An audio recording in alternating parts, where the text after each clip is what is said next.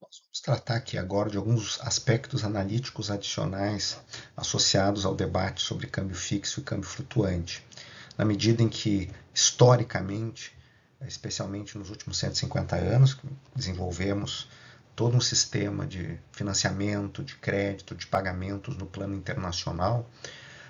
Por certos períodos de tempo, esse sistema foi caracterizado pela existência de instituições em que o câmbio fixo era a regra. O padrão ouro foi isso. Outro momento em que o câmbio fixo era a regra, da institucionalidade para as relações monetárias e financeiras internacionais, foi o período do Acordo de Bretton Woods, basicamente entre o final dos anos 40 e o começo dos anos 70.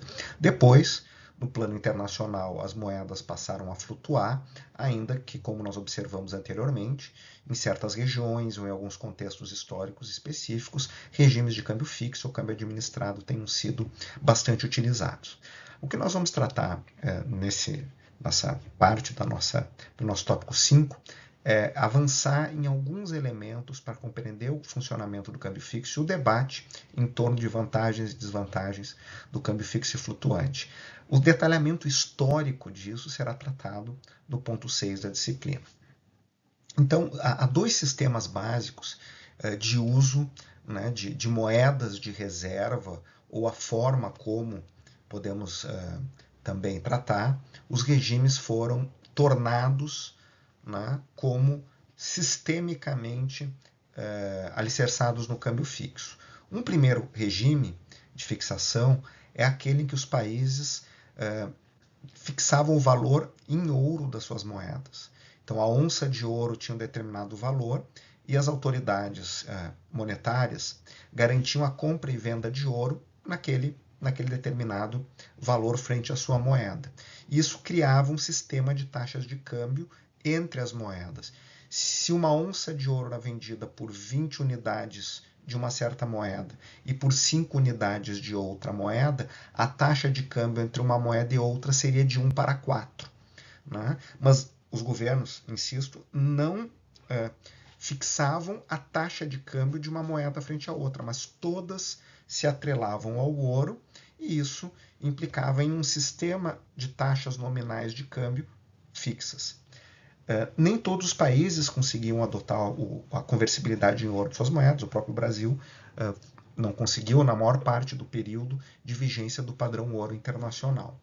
No pós-Segunda Guerra Mundial, o Acordo de Bretton Woods implicou um sistema parecido com o padrão ouro, mas não mais baseado em fixar o valor das moedas em termos do ouro, mas em termos de uma moeda conversível em ouro, que era o dólar.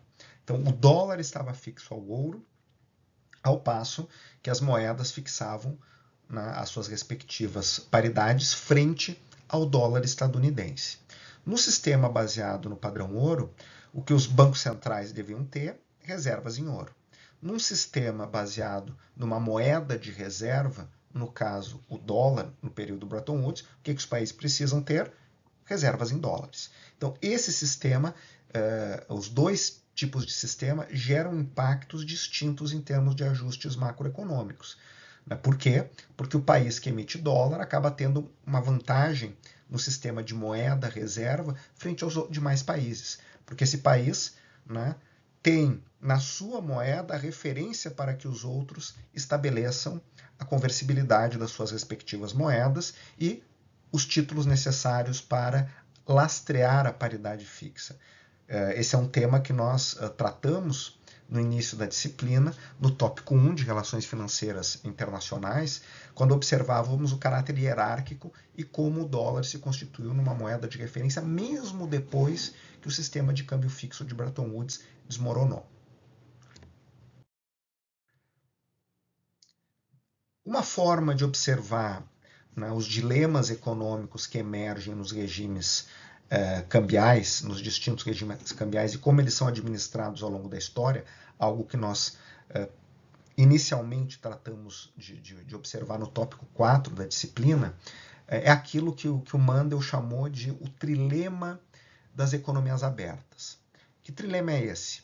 É a dificuldade de garantir com que três objetivos, em tese, que poderiam ser perseguidos pelos governos sejam atingidos simultaneamente. Eu tenho que abrir mão de pelo menos um deles.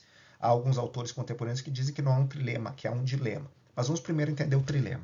E que trilema é esse? Manter a impossibilidade de manter câmbio fixo, autonomia da política monetária e liberdade plena para os fluxos de capitais internacionais. Por que isso ocorre? Agora nós temos mais elementos teóricos já para perceber isso, conforme analisamos a dinâmica de funcionamento do câmbio fixo. Se eu desejo manter o câmbio fixo, quer seja o ouro, quer seja uma outra moeda, a minha taxa de juros tem que ser igual à internacional, no máximo com uma diferença que ajuste por risco, dada a existência de substituição imperfeita de ativos. Então, quando a taxa internacional sobe, a minha taxa de juros doméstica tem que subir. Quando a taxa internacional cai, a minha taxa tem que cair. Mas qual é a taxa internacional se não tem um banco internacional? Acaba sendo a taxa do país emissor da moeda de referência. Então, no período Bretton Woods, a taxa de juros emitida, né, ou determinada pela política monetária dos Estados Unidos, na época do padrão ouro, a taxa de juros inglesa era mais importante, porque na prática o sistema, o funcionamento concreto do sistema do padrão ouro acabou centralizando na Libra e na City londrina o papel de fazer os ajustes, as transferências de pagamentos, e a taxa de juros inglesa, ou a taxa de redesconto do Banco da Inglaterra, era esse parâmetro da taxa internacional.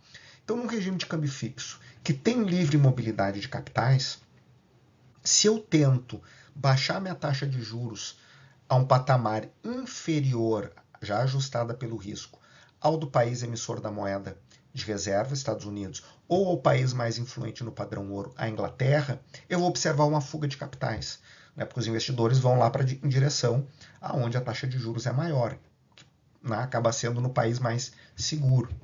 Se isso ocorre, num contexto de livre mobilidade de capitais, eu vou ter uma pressão sobre a taxa de câmbio, no sentido da sua desvalorização. Então, para não deixar a taxa de câmbio desvalorizar, a autoridade monetária vai ter que vender dólares. Ao vender dólares, a oferta de moeda doméstica cresce e a taxa de juros que tinha sido elevada recua. Tinha sido reduzida, vai ter que subir. Então, todo esse processo de busca de reduzir a taxa de juros produz uma pressão sobre a taxa de câmbio que, posteriormente, para manter o câmbio fixo, eu tenho que neutralizar. O que nós vimos, né? A impotência da política monetária num contexto de câmbio fixo, ou a passividade da política monetária no câmbio fixo. Se eu quiser manter o câmbio fixo e colocar minha taxa de juros onde eu bem entendo, eu tenho que ter controle de capitais, que é o arranjo típico da pós-Segunda Guerra Mundial de Bretton Woods. Se eu quiser manter câmbio fixo e ter autonomia para mexer na minha taxa de juros, né, e colocá-la num patamar distinto, né, num contexto em que há livre mobilidade de capitais, eu não vou poder. Então, para manter o câmbio fixo e a livre mobilidade de capitais, eu tenho que abrir mão de ajustar minha taxa de juros do jeito que eu assim entender. Agora, se eu quiser manter a livre mobilidade de capitais e a autonomia para botar minha taxa de juros aonde eu desejar, eu tenho que abdicar do câmbio fixo. Então, dos anos 70 para cá, tanto a literatura como nós observamos entre os bancos centrais, o sistema de metas de inflação, por exemplo, implica em manter o câmbio flutuante. Se ele vai flutuar de forma livre ou de forma administrada é uma discussão que nós vamos fazer na sequência. Mas aqui é para desenhar um pouco o dilema, a dificuldade de ter simultaneamente as três coisas. Padrão ouro, mantém-se o câmbio fixo, a livre mobilidade de capitais, perde-se a autonomia da política monetária. Bretton Woods, mantém-se câmbio fixo, autonomia para a política monetária, perde-se liberdade de flutuação de capitais. Pós-Bretton Woods, mantém-se liberdade dos capitais, autonomia da política monetária, abdica-se do câmbio fixo. Bom, uma forma de exemplificar as dificuldades de gestão econômica quando eu tenho câmbio fixo, né, e aí eu vou perder a política monetária, eu posso valorizar ou desvalorizar a minha moeda com aqueles riscos que nós já havíamos apontado em termos de credibilidade. E isso implica que os objetivos de manter equilíbrio interno e externo vão ficando mais complexos de serem geridos. Por quê? Né? O que é equilíbrio interno? Manter pleno emprego e estabilidade de preços. Então, vou estar usando a política fiscal e monetária, se a economia sai dos trilhos, digamos assim. Isso nós vimos anteriormente. Eu posso usar a política fiscal e monetária para tentar recolocá-la nos trilhos, recolocá-la nesse patamar de pleno emprego e estabilidade cambial. Num câmbio flutuante isso funciona de um jeito, no câmbio fixo a política monetária perde força, sobra a política fiscal. Então eu fico só com um instrumento. E ao mesmo tempo que eu quero o equilíbrio interno, eu quero o equilíbrio externo. O equilíbrio externo implica em não ter déficits em excesso em conta corrente ou superávites em excesso em conta corrente. Os déficits em excesso em conta corrente, seus problemas são mais óbvios. Se eu tenho déficits muito elevados, eu vou depender de financiamento externo, entrada de capitais, e isso implica a possibilidade, em um determinado momento, os capitais saírem.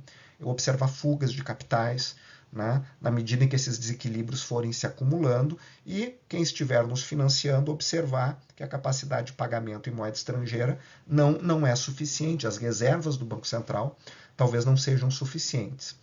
Ter excesso de superávit pressiona uma moeda no regime de câmbio fixo para valorização e pode criar outros problemas também, porque os principais parceiros comerciais podem começar a introduzir medidas protecionistas por conta do que se perceba como algum tipo de desequilíbrio e algum tipo, inclusive, de desequilíbrio intencionalmente causado. Isso se agrava mais no câmbio fixo, no câmbio flutuante. Se o país tem superávit, a sua moeda deveria se valorizar ou se apreciar, que é o termo que se usa para câmbio flutuante. No câmbio fixo já é mais difícil. Então há tensões no plano da política comercial que podem surgir. São dois problemas. Então, idealmente, os países poderiam querer buscar o quê? A manutenção de determinado equilíbrio em conta corrente. Se a economia, por exemplo, se o país está fazendo uma política fiscal expansionista, e isso tende a gerar déficits externos, porque aumenta o gasto doméstico, parte com importação, ele deveria ter que aumentar a sua taxa de juros, a sua taxa de câmbio, para reequilibrar, exportando mais do que o gasto adicional com importações que vai estar ocorrendo na economia se eu quiser manter a conta corrente estável. Então, o que nós vamos observar na sequência é uma forma estilizada de perceber esses dilemas num contexto de câmbio fixo. Como eu tenho vários riscos, várias zonas de desconforto macroeconômico. Essa figura ilustra exatamente os dilemas de política econômica quando eu tenho câmbio fixo.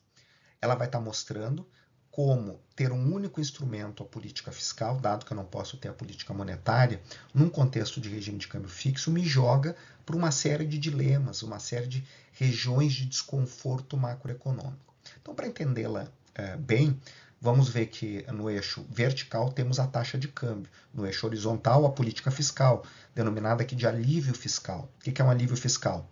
É quando eu aumento gastos e ou reduzo impostos. Isso vai ter efeito sobre o consumo doméstico e vai ter efeito sobre a parte externa também, na medida que as importações dependem da renda disponível. Se eu reduzo impostos, aumentam importações. Agora, observem a curva XX. O que significa a curva XX? É um determinado nível de taxa de câmbio e de alívio fiscal que mantém a conta corrente em equilíbrio no nível X qualquer. Pode ser zero. O equilíbrio pode ser nem superávit nem déficit. Qualquer ponto fora dessa curva é de desequilíbrio. Eu posso estar com um nível de taxa de câmbio e um nível de alívio fiscal que produza à direita dessa curva XX déficits em conta externa. Por quê? Porque o alívio fiscal é excessivo diante do nível da taxa de câmbio. Então, o aumento de gastos ou a redução de impostos é muito grande, as importações começam a crescer e o nível da taxa de câmbio não ajuda a contrabalançar com mudança de gasto entre a demanda doméstica e a demanda externa. Não vou conseguir exportar mais e importar menos pela mudança do preço relativo. Então, é um desconforto. À esquerda da curva XX, eu tenho a tendência de superávites em conta corrente. Eu vou estar com uma taxa de câmbio muito alta para o nível de alívio fiscal. E isso eu vou estar exportando muito mais do que importando pelo estímulo fiscal. Eu vou gerar excesso de superávites. São problemas distintos, com consequências distintas, mas são problemas. Eu vou estar fora da minha zona de equilíbrio. Somente em combinações em cima da XX, que é uma XX pouquinho diferente daquela que nós vimos antes, né? Porque a XX que nós vimos antes do modelo ADA e DXX, no eixo horizontal eu tinha um nível de atividades da economia, não tinha um alívio fiscal. Eu tenho distintos desconfortos aqui. O que é a curva II do equilíbrio interno? É manter o nível de renda no pleno emprego. Quanto mais eu estiver fazendo uma política de expansão de gastos, de alívio fiscal, para que eu não fique acima do pleno emprego, eu vou ter que estar convivendo com uma taxa de câmbio mais valorizada, né, para que uma parte desse alívio fiscal vaze com gasto externo. Senão a economia vai estar operando além do pleno emprego. Imagina, se eu tiver com uma taxa com enorme alívio fiscal e uma taxa de câmbio muito alta, eu vou estar operando, né, com super emprego, né, com a economia com pressão inflacionária. Então todos os pontos à direita dessa curva são exatamente isso. A taxa de câmbio está muito alta para o nível de alívio fiscal e a economia está operando em pleno emprego, acima do pleno emprego. Né? Acima do pleno emprego significa pressão inflacionária. Por outro lado, se eu tiver à esquerda da curva II, do equilíbrio interno, eu vou estar com pouca potência da política fiscal e da taxa de câmbio para me manter no pleno emprego, eu vou estar com desemprego, né, que também é uma situação desagradável. Então isso gera, né, a interseção entre essas duas curvas, a ideia de que há somente uma combinação possível entre a calibragem da política fiscal e o nível da taxa de câmbio que me gera um equilíbrio interno e externo. Fora disso, eu estou em desconforto macroeconômico, ou estou em desequilíbrio interno ou externo. Nessa região 1, por exemplo, eu vou estar com uma calibragem, um nível de política fiscal que me gera uma economia superaquecida e com superávites em conta corrente excessivos. Né? Se eu estiver na região 2, eu também estou com a economia com pressão inflacionária, mas com déficit em conta corrente. Se eu estou na região 3, eu estou com desemprego e déficit em conta corrente. E se eu estou na região 4, eu estou com pressão inflacionária e superávit excessivo nas transações correntes. Perdão, eu estou com desemprego, né, com pressão deflacionária e superávites excessivos em conta corrente. Então, nós vamos concentrar um pouquinho, historicamente, só para ilustrar, em duas situações. Né? Vamos pegar a região 1 e a região 3 e, historicamente, olharmos para o período dos anos 60. Né? O que acontecia, por exemplo, na Inglaterra nos anos 60? Estava na região 3. Ela tinha desemprego elevado e déficits em conta corrente. Qual é o problema dessa região 3? Vamos observar o nosso cursor aqui. Estou na região 3. Se eu fizer uma política fiscal expansionista, vamos imaginar que eu estou nesse nível de câmbio aqui, somente uma política fiscal expansionista, o que eu vou fazer? Eu melhoro o equilíbrio interno. Né? Eu posso recuperar o pleno emprego. Mas a taxa de câmbio ainda vai estar muito baixa. Né? E isso vai gerar um aprofundamento dos desequilíbrios externos, que aqui nesse caso, né, são déficits em conta corrente. Então, se eu não mexer na taxa de câmbio só na política fiscal, eu vou recuperar o pleno emprego, mas eu vou estar importando muito mais e não vou estar conseguindo exportar, né, porque minha taxa de câmbio real não vai estar no melhor nível. E isso gera mais desequilíbrio externo.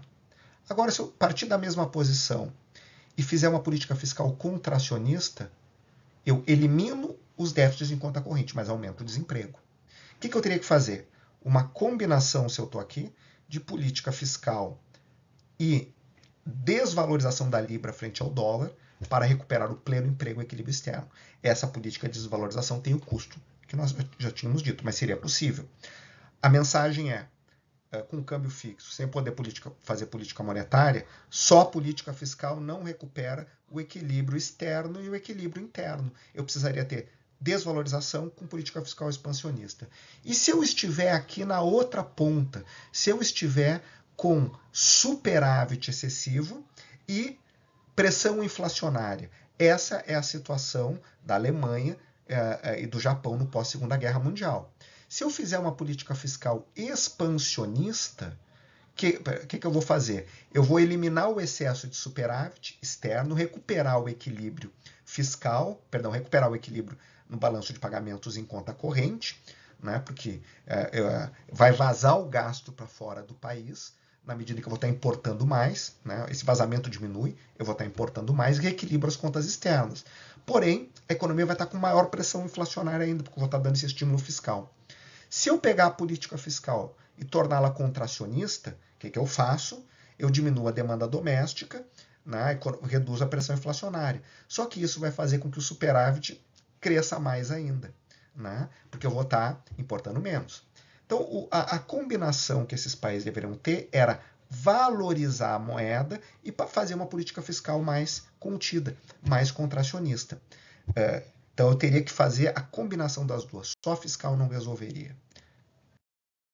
Aqui é o exemplo, né? Então, um país que está numa situação como a Inglaterra, de desemprego elevado e de déficit, precisaria combinar desvalorização e expansão fiscal, na mudança do nível de gasto e do direcionamento do gasto. Um debate que eu acho que é importante que nós façamos também é o debate que se segue nos anos 60 com muita força, né, na medida em que esses desequilíbrios vão aparecendo, e que vai polemizar em torno, afinal de contas, será que vale a pena manter o câmbio fixo? Ou será que o câmbio flutuante não traz vantagens? Os monetaristas defendiam o câmbio flutuante.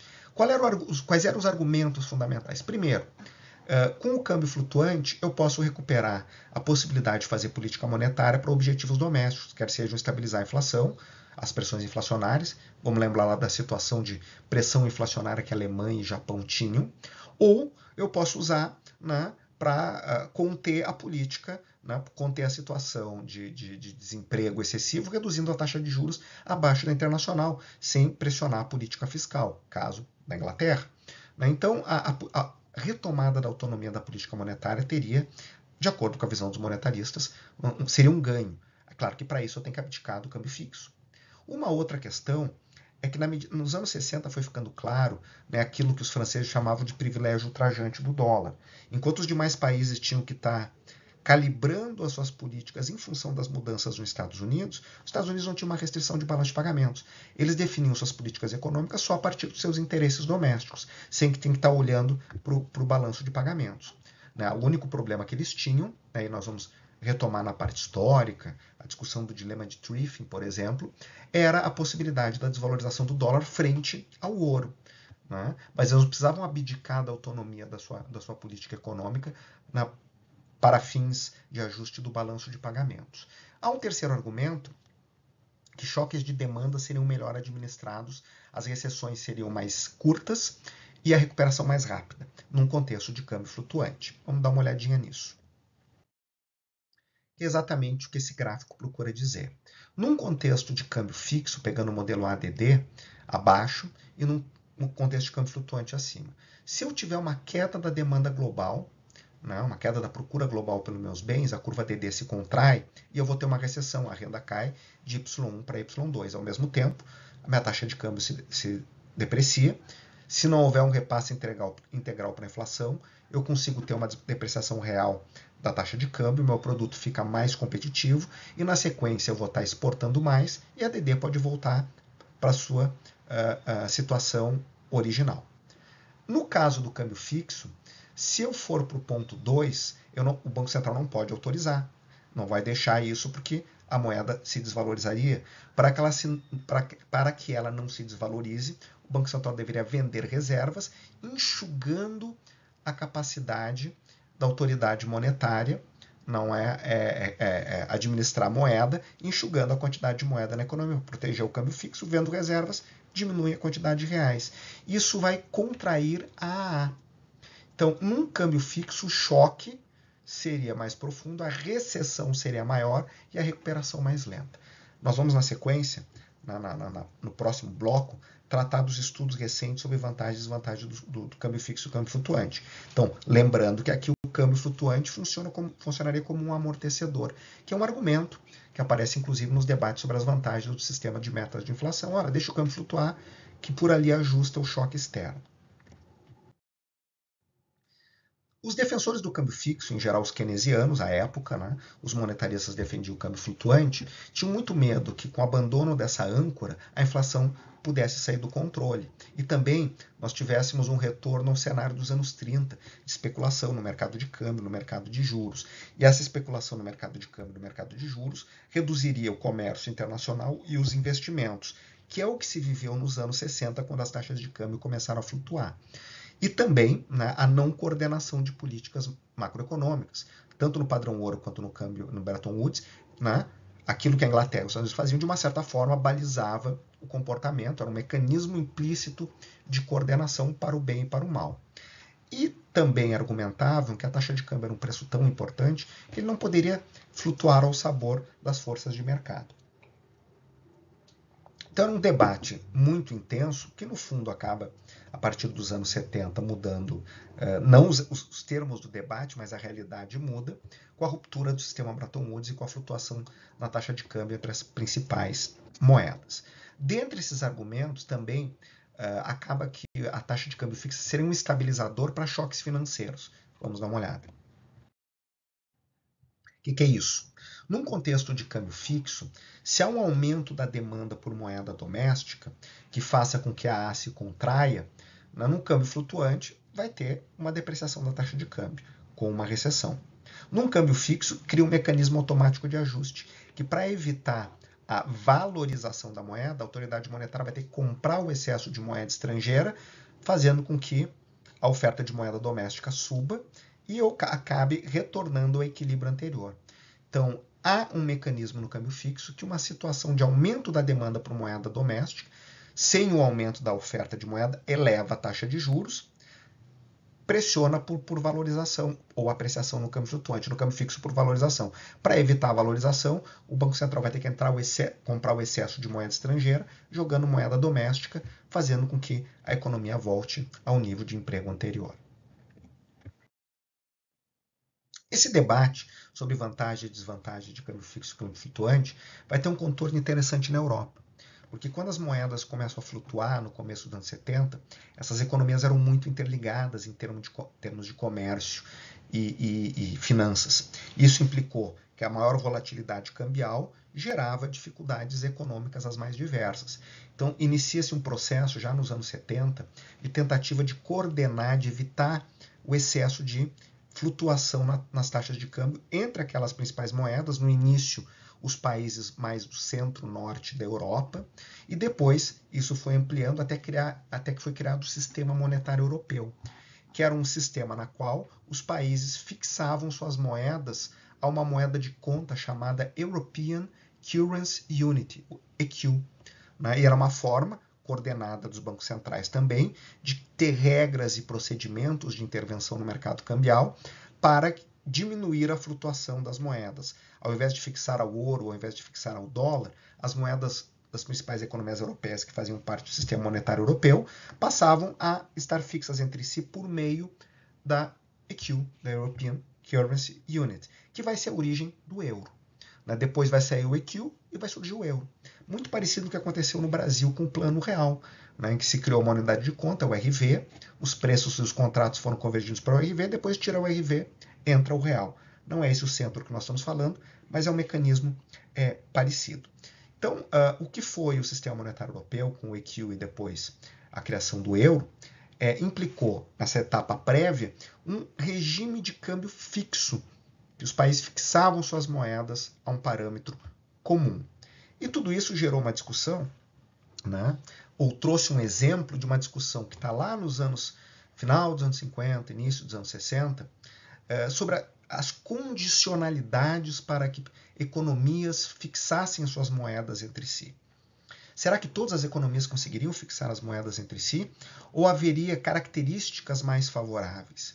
O que a teoria das áreas monetárias ótimas, também do Mandel e de vários outros economistas, vai sugerir é que regimes de câmbio fixo entre economias e mesmo a criação de uma moeda única entre economias, isso se discutiu antes da criação do euro, isso volta e meia o debate vem para a criação de uma moeda no Mercosul, ou na América do Sul, ou em outras regiões da Ásia, se procura observar se determinadas condições que essa teoria de áreas monetárias ótimas sugere. O que seria uma área monetária ótima?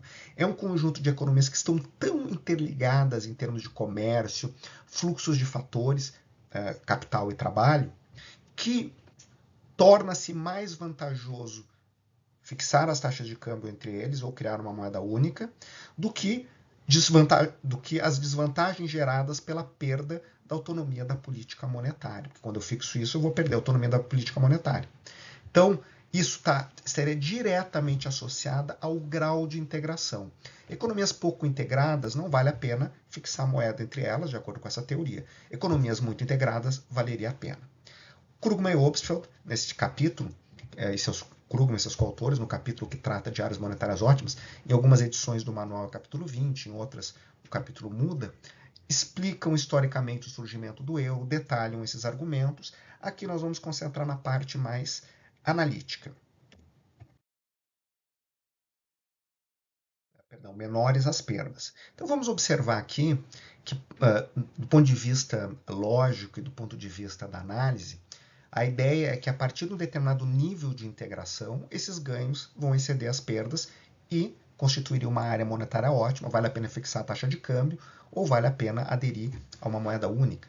Abaixo desse nível, né, as perdas excederiam as vantagens, os ganhos. Isso não é exatamente simples de ser feito, né, calcular isso. Há vários trabalhos, nós mesmos, eu, a professora Luísa, indicamos e fizemos estudos empíricos, os mais diversos, para, no caso do Mercosul e de outros países, identificar grau de convergência dos ciclos econômicos, grau de integração comercial, financeira. O fato é que quanto mais esses elementos convergem, são mais robustos, a integração é maior a probabilidade de sucesso desse tipo de arranjo.